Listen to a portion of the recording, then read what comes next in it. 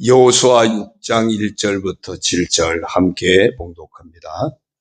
이스라엘 자손들로 말미암아 여리고는 굳게 닫혔고 출입하는 자가 없더라. 여호와께서 여호수아에게 이르시되 보라, 내가 여리고와 그 왕과 용사들을 내 손에 넘겨주었으니 너희 모든 군사는 그 성을 둘러 성 주위를 매일 한 번씩 돌되 여세 동안을 그리하라. 제사장 일곱은 일곱 양각 나팔을 잡고 언약궤 앞에서 나아갈 것이요, 일곱째 날에는 그 성을 7번 돌며 그 제사장들은 나팔을 불 것이며, 제사장들이 양각 나팔을 길게 불어 그 나팔 소리가 너희에게 들릴 때에는 백성은 다 큰 소리로 외쳐 부를 것이라. 그리하면 그 성벽이 무너져 내리리니 백성은 각기 앞으로 올라갈지니라 하시매, 눈의 아들 여호수아가 제사장들을 불러 그들에게 이르되 너희는 언약궤를 메고 제사장 일곱은 양각 나팔 7을 잡고 여호와의 궤 앞에서 나아가라 하고, 또 백성에게 이르되 나아가서 그 성을 돌되 무장한 자들이 여호와의 궤 앞에서 나아갈지니라 하니라. 아멘. 할렐루야. 오늘도 주님과 함께 하시는 복된 하루가 되시길 주님의 이름으로 축원합니다. 오늘 정체성 선포 성경 읽기는 시편 31편에서 33편입니다. 그 중에 31편 14절 15절에 보면 이런 말씀이 있습니다. 여호와여, 그러하여도 나는 주께 의지하고 말하기를 주는 내 하나님이시라 하였나이다. 나의 앞날이 주의 손에 있사오니 내 원수들과 나를 핍박하는 자들의 손에서 나를 건져주소서. 내가 어떤 상황에 있든지 나는 주님만 의지하고 그 믿음을 말하겠다고 시편 기자가 고백합니다. 오늘 우리도 이렇게 한번 고백하며 선포했으면 좋겠습니다. 따라하겠습니다. 나는 어떤 형편에서도 나의 앞날이 주님께 있기에 주를 의지하는 사람이다. 그렇습니다. 우리가 어떤 형편이 있든지 내 인생은 하나님께 속해 있습니다. 그러므로 온전히 하나님만 의지하는 우리의 모습이 되기를 주님의 이름으로 부탁을 드립니다. 우리 통영 앞바다에서 임진왜란 때 벌어졌던 전쟁이 한산대첩이죠. 이 한산대첩은 세계 3대 해전 중에 하나라고 그런다고 그래요. 당시 왜군과 싸우는 이순신, 모든 면에서 무기도 열악하고 군사들도, 일본 왜군은 아주 그 칼잡이들, 사무라이 출신들로 구성이 돼가지고 굉장히 무술에도 아마 뛰어났던 것 같습니다. 군함 숫자도 부족하고 다 열세였습니다. 그런데 이순신 장군의 어떤 뛰어난 어떤 지략이 우리 조선 해군의 그 전투력을 극대화시키는 그 어떤 탁월한 전술을 통해서 대승을 거두게 되었다는 겁니다. 전쟁은 그냥 이기는 것이 아니라는 거예요. 전투력도 있어야 되고 무엇보다 뛰어난 전술도 있어야 됩니다. 오늘 본문 이제 여호수아 6장도 보면 가나안에서 첫 전투 여리고성을 정복하는 그런 과정입니다. 어떻게 이겼는지, 도대체 이스라엘 군대가 어떤 전투력을 가지고 있었고 여호수아는 어떤 전술을 펼쳤는지 오늘 이 말씀에서 보여줍니다. 하나님께서 여호수아에게 아주 구체적인 전략을 지시하세요. 모든 이스라엘 군사들이 성 주위를 매일 한 번씩 돌되 여세 동안 그렇게 해라. 제사장 7은 7 양각 나팔을 잡고 언약궤 앞에 나아갈 것이고, 7째 날에는 그 성을 7번 돌고 제사장들은 나팔을 불라고 합니다. 그리고 제사장들이 양각 나팔을 길게 불면 백성은 다 큰 소리로 외쳐 부르라 그래요. 그러면 성벽이 무너져 내린다고 합니다. 이게 도대체 무슨 전술이고 무슨 전략이고. 이 정리해보면 그 대형을, 구체적인 전투 대형을 정리해보면 이런 겁니다. 맨 앞에 일부 전투병력이 앞장을 서요.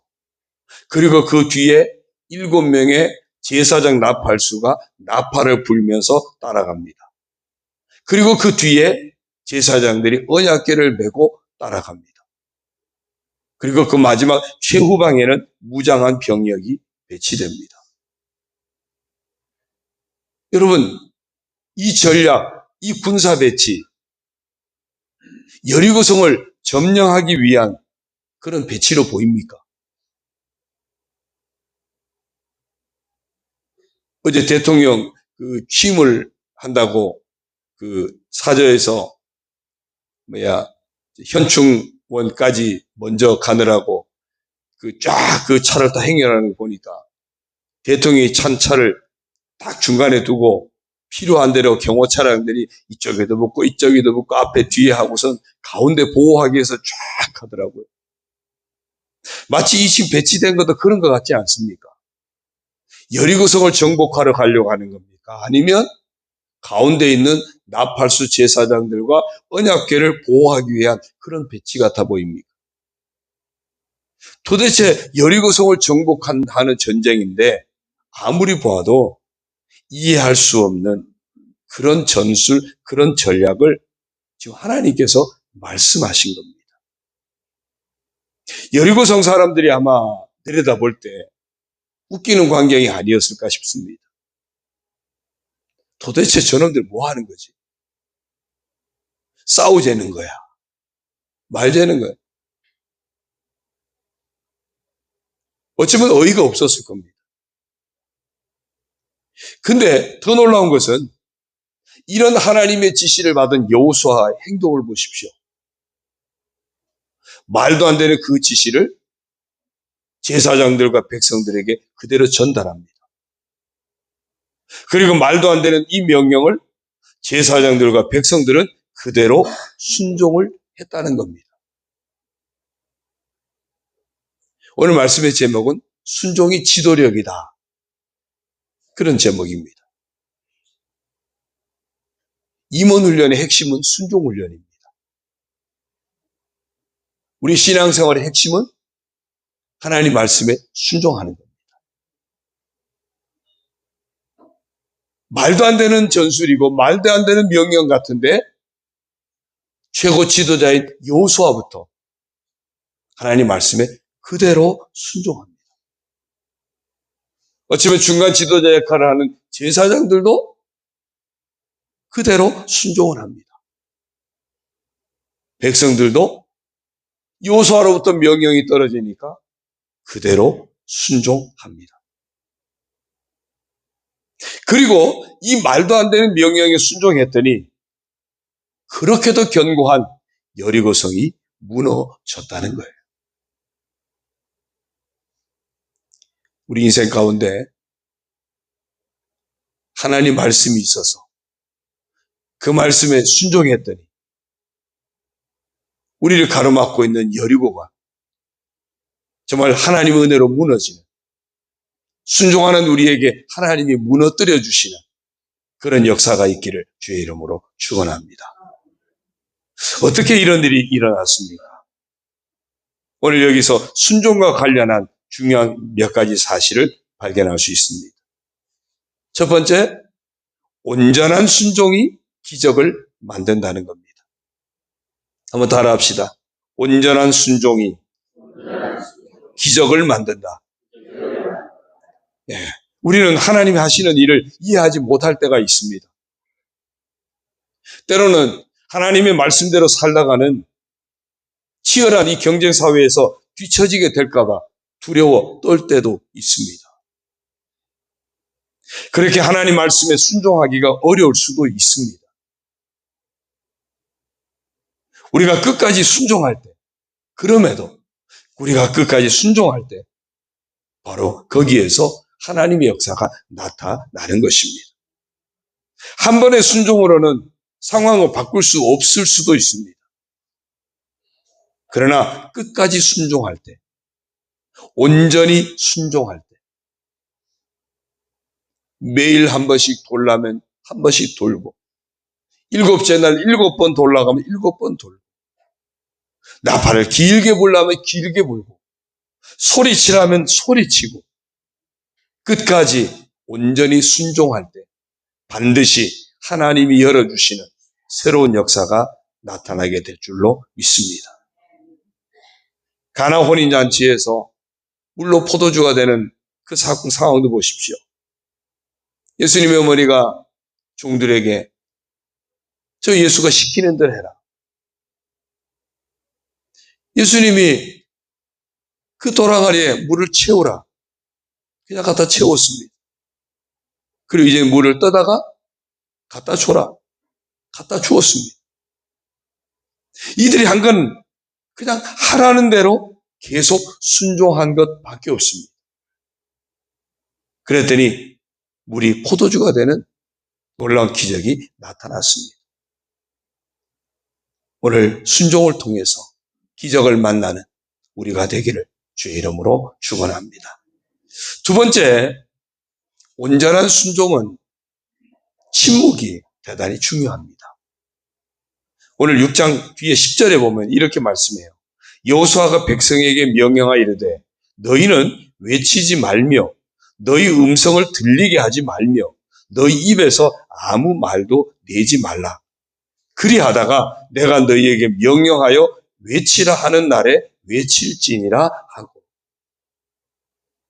만약에 제사장들이나 군대 지휘관이나 백성 중에서 여호수아 장군님 이렇게 싸워가지고는 이길 수 없습니다. 다시 한번 하나님 앞에 기도해 보십시오. 뭔가 잘못 들은 것 아닙니까? 보다 더 합리적인 대안이 아마 있을 겁니다. 이렇게 말할 수도 있었을 겁니다. 그러나 여호수아나 모든 군사들이나 일사불란하게 침묵 속에 하나님의 명령 앞에 전심으로 순종했다는 겁니다. 첫날 돌았습니다. 둘째 날도 돌았습니다. 셋째 날, 넷째 날, 다섯째 날, 여섯째 날 아무리 돌아도 아무런 일도 일어나지 않습니다. 그럼에도 아무 말 하지 않습니다. 일곱째 날 7바퀴를 돌고 외치라고 할 때까지 아무 말도 하지 않습니다. 침묵 속에 말씀을 따라 온전히 순종했습니다. 기적이 일어났습니다. 성도로서 우리는 종종 우리 자신의 생각을 가감없이 솔직하게 표현할 자유가 있다고 주장하고 싶어 합니다. 하지만 침묵은 더 위대합니다. 우리가 느끼고 생각한 것을 모두 다 말한다면 아마도 이 세상은 혼란과 고통 속에 빠질 겁니다. 우리 안에 있는 각종 죄악된 생각과 원망들이 쏟아져 나온다면 이 세상은 더 혼란의 도가니로 바뀌게 될 겁니다. 모두가 내 마음 같지 않습니다. 교회도 마찬가지입니다. 우리가 늘 가까이 있는 부부 간에도 서로 사랑하는 형제들 간에도 하고 싶은 말 다 할 수 있지 않습니다.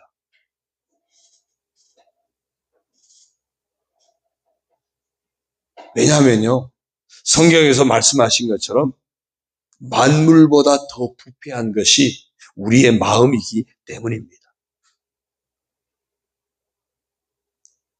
그래서 때때로 우리는 우리의 생각을 스스로 규제할 필요가 있습니다. 때때로 우리의 표현을 하나님의 시각에서 가다듬을 필요가 있습니다. 우리가 침묵할 때 그 침묵은 하나님이 역사하실 여백을 담아드리는 위대한 축복의 시간이 될 것입니다. 그러므로 하나님은 중요한 역사를 앞두고 지금 침묵할 것을 명령하셨습니다. 침묵은 나의 걸음을 멈추고 하나님께서 일하시는 장면을 목격하는 시간입니다. 원망하고 불평하는 말, 판단하고 정죄하는 말, 걱정하고 염려하는 말, 문제를 찾아서 들추어내고 비판하는 말, 부정적인 생각과 말, 너무나 쉽게 나타나는 모습이고 어쩌면 우리의 일상일 수도 있습니다. 죄성을 가지고 있는 우리의 본 모습이기 때문입니다. 그런데 여러분, 이런 모습들이 엄청난 파괴력을 가지고 있다는 사실을 우리는 결코 잊지 말아야 됩니다. 이런 모습들이 가정을 파괴하고 이런 모습들이 교회 공동체를 깨뜨리고 사회 공동체를 깨뜨린다는 사실을 우리는 잊지 말아야 됩니다. 우리에게 생각할 자유가 있다고 말하지 마십시오.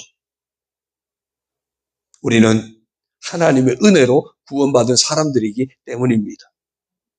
그러므로 하나님의 은혜로 해석된 생각을 하고 말을 할 수 있어야 합니다. 진리 안에서 우리가 자유하게 되었다 그랬어요. 복음의 진리, 하나님의 은혜로 우리의 생각이 다시 해석되어서 그것을 믿음으로 말할 수 있어야 됩니다. 하나님의 은혜가 우리에게 축복이 되었듯이 서로에게 축복을 빌어주는 그런 언어의 범위 안에서 표현의 자유를 누릴 수 있어야 됩니다. 우리는 침묵 속에서 하나님의 은혜를 품을 줄 알아야 합니다. 침묵 속에서 하나님의 임재를 경험할 수 있어야 합니다. 침묵 속에서 무엇을 순종해야 할지 함께 찾을 수 있어야 합니다. 따라서 침묵은 순종의 씨앗을 심는 것과도 같습니다. 세 번째, 온전한 순종은 믿음을 가진 사람의 몫입니다. 히브리서 11장 30절에 보면요. 7일 동안 믿음으로 7일 동안 여리고를 도우니 성이 무너졌으며, 히브리서 11장은 믿음장이라고 그러죠. 여리고성 정복을 딱 한마디로 정의합니다. 믿음으로 돌았다. 그랬더니 무너졌다는 겁니다. 누가 순종할 수 있습니까? 믿음의 눈이 열려있는 사람입니다. 여러분, 우리의 인생을 한마디로 정리할 때 아무개는 믿음으로 살았다. 아무개는 믿음으로 순종했다. 우리 인생도 하나님 앞에서 그렇게 정리될 수 있기를 바랍니다. 40년 전에 정탐했던 여호수아, 뭐라 그랬죠? 10명의 정탐꾼은 안 된다고 난리치지만 여호수아는 하나님이 허락하시면 된다고 그랬습니다. 그때 보고 왔던 성 중에 하나가 여리고성 아니겠습니까? 가나안의 관문과도 같은 가장 견고한 성. 그 여리고성을 보고 온 정탐꾼들이 다 안 된다고 그래요. 그러나 여호수아는 하나님이 허락하시면 된다고 말합니다. 믿음으로, 하나님을 믿는 믿음으로 여리고성을 보았던 겁니다. 40년이 지난 지금도 여호수아는 변함이 없습니다. 하나님이 역사하시면 된다는 믿음을 가지고 여리고성을 보았고, 그 하나님이 돌라고 하니까 말씀대로 믿고 돌았던 겁니다. 여전히 역사하시는 그 하나님, 40년 동안 광야 생활할 때 역사하셨던 그 하나님, 하나님이 역사하심으로 요단을 건너게 하신 그 하나님, 그 하나님이 지금도 역사하고 계시다면 여리고성 정복에도 여전히 하나님이 역사하실 것이라고 하는 그 믿음을 놓치지 않았던 겁니다. 내가 믿음으로 순종하면 하나님이 하신다고 하는 믿음이에요. 여호수아는 바로 이런 믿음의 눈이 열려 있었습니다. 여러분, 우리 자신을 보십시오. 믿음의 눈으로 보니까 말씀하신 대로 예수님 보내셔서 우리의 죄 문제를 해결하시고 예수님을 믿는 우리에게 구원의 복을 주신 것 아닙니까? 믿음으로 보니까 십자가가 나를 구원하신 하나님의 은혜 역사를 보여주는 증거가 아닙니까? 믿음으로 보니까 내가 끝까지 믿음을 놓치지 않고 끝까지 달려갈 길 달려가면 하나님 나라에 이르게 된다는 것, 우리가 소망 중에 바라보고 달려가고 있지 않습니까? 우리가 믿음으로 말씀을 보니까 하나님 나라에 이르기까지 우리를 도우시기 위해서 보내신 성령이 나와 함께하고 계시고, 그 성령이 지금도 나를 돕고 계시고, 내 인생에 허락된 모든 것을 하나님이 합력하여 선이 되게 하실 것이라고 그렇게 믿고 살고 있지 않습니까? 믿음의 눈으로 보는 사람은 죽어도, 까짓것 죽어도 천국이 보장되어 있다, 그렇게 믿는 거 아닙니까? 바로 이런 믿음의 눈이 열려있는 사람이라면 마땅히 하나님의 말씀에 순종하는 삶을 살아가게 되는 겁니다.